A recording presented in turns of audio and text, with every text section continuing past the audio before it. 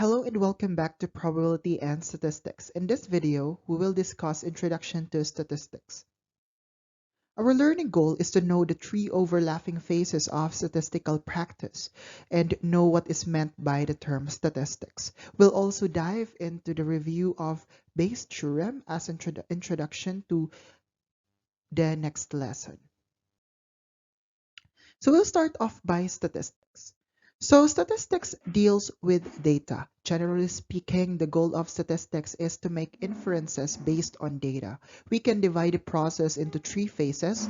First, we need to collect data. Second, to describe the data. And lastly, to analyze these data. So here we will use experimental design. So the design of an experiment is crucial to making sure that the collected data is useful.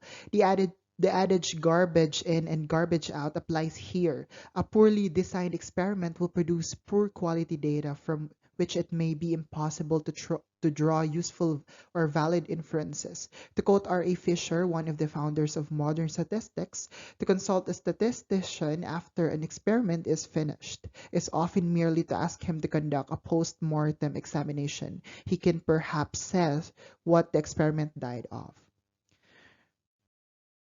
Other one is descriptive statistics. So when we say descriptive statistics, raw data often takes a form of a massive list array or database of labels and numbers.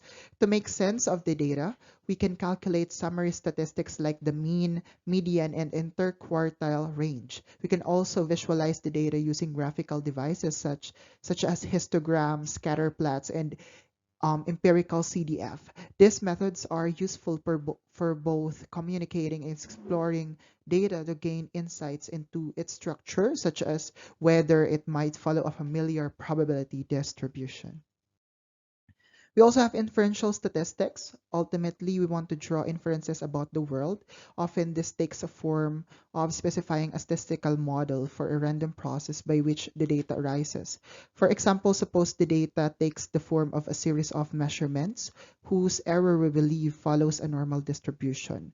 Note that this is always an approximation since we know the error must have some bound while a normal distribution has a range of negative infinity and until infinity. So we might then use the data to provide evidence for or against this hypothesis. On our course, we will be dealing on how to use data to draw inferences about model parameters. So we'll discuss further in other lectures. We come now to the formal definition of statistics. So we give a simple definition whose meaning is best elucidated by example. So the formal definition for statistics is a statistics is anything that can be computed from the collected data. So here is an example. So consider that the data of 1,000 rolls of a die, all of the following are statistics. So the average of the 1,000 rolls, the number of times a 6 was rolled, the sum of the squares of the rolls minus the number of even rolls. So it's hard to imagine how we would use the last example, but it is a statistics. On the other hand, the probability of a rolling a 6 is not a statistics, okay? Whether or not the die is truly fair, rather this probability is a property of a die and the way we roll it, which we can estimate using the data. Such an estimate is given by statistics proportion of the rolls that were 6, okay? So another example, suppose we treat a group of cancer patients with a new procedure and collect data on how long they survive post-treatment. From the data, we can compute the average survival time of patients in the group. We might employ the statistics as an estimate of the average survival time for the future cancer patients. Following the new procedure, the actual survival is not a statistic. So as you can see here, from the data, we can compute the average survival time of the patients, that is statistics, but the actual survival is not a statistics since as you can see in the definition or given by the quote of R.A. Fisher that if you conduct a statistics after, so that's like a conducting a post-mortem examination. So the actual survival is not a statistics. Rather, you can compute the average survival time of the patients, so in the group. So that's an example of statistics.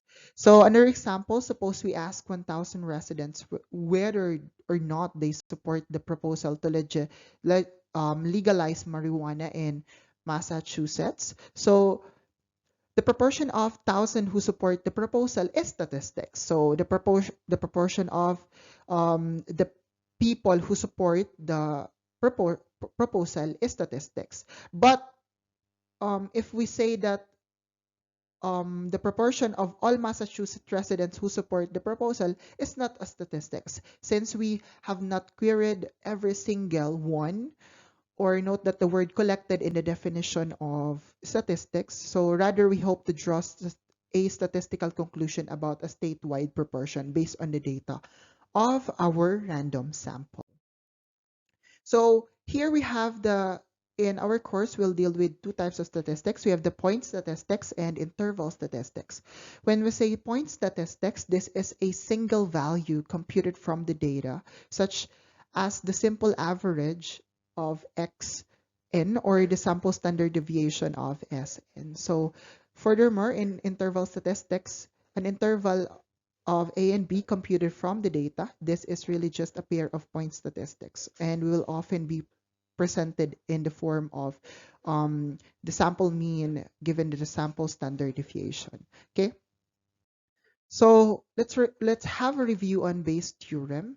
So for Bayes' theorem, recall that the Bayes' theorem allows us to invert the conditional probabilities. That is, if H and D are events, then Bayes' theorem says that the probability of H given D is equals to the probability of D given H multiplied by the probability of H given the probability of over the probability of D.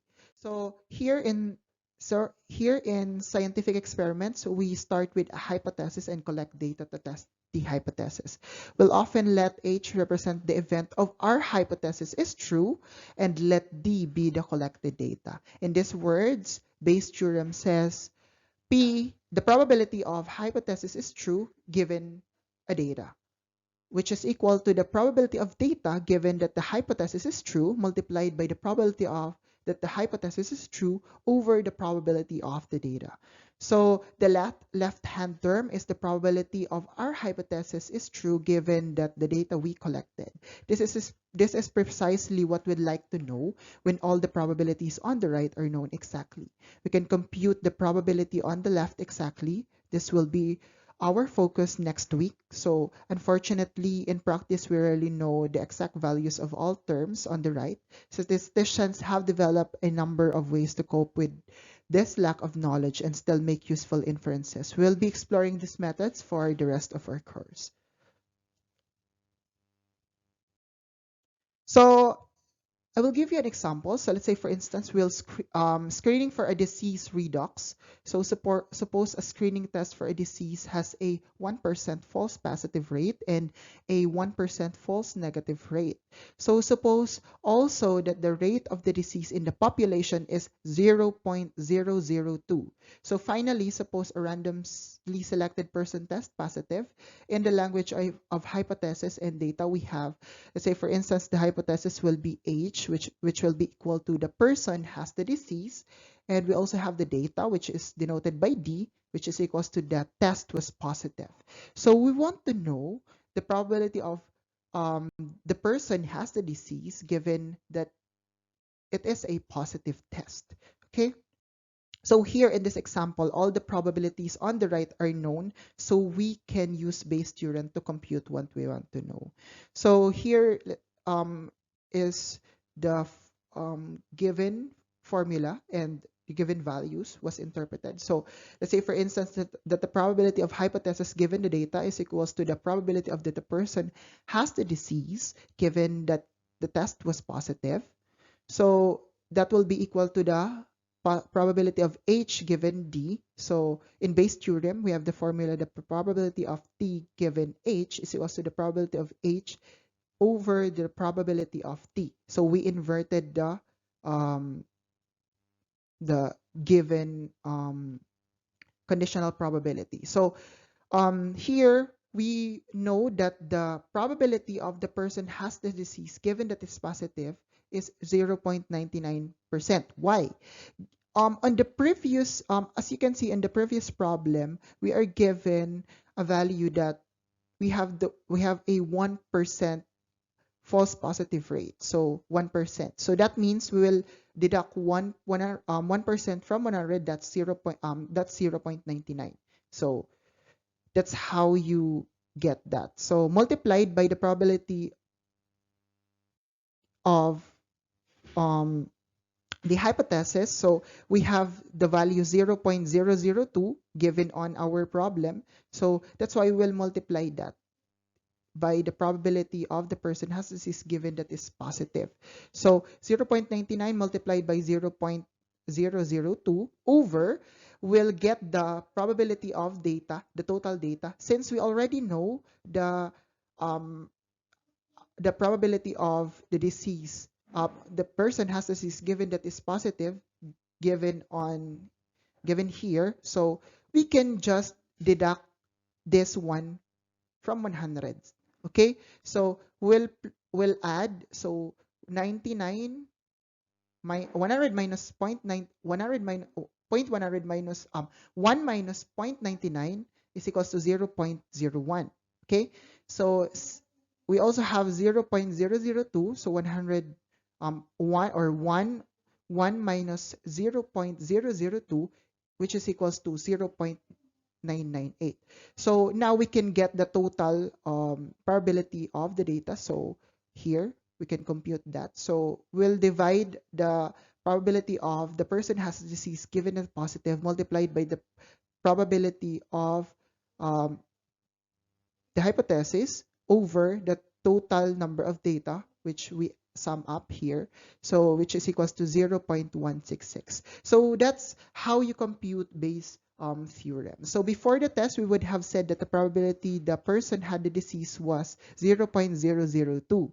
After the test, we see that the probability now is 0.166. So that is, the positive test provides some evidence that the person has a disease. Okay, so that's how you use Bayes theorem.